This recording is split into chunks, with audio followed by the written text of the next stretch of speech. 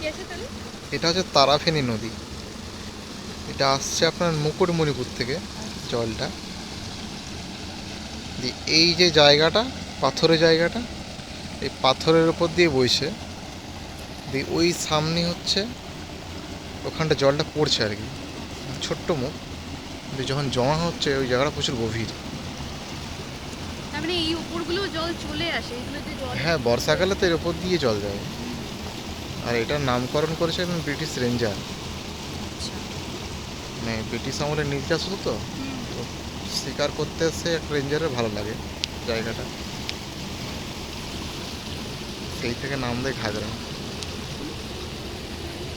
এখানে ওই বেহুলা লক্ষিন্দর ছায়াছবি তার শুটিং হয়েছে। আচ্ছা, তার মানে অনেক পুরনো অনেক, দিন থেকে হ্যাঁ। শুটিং চলে।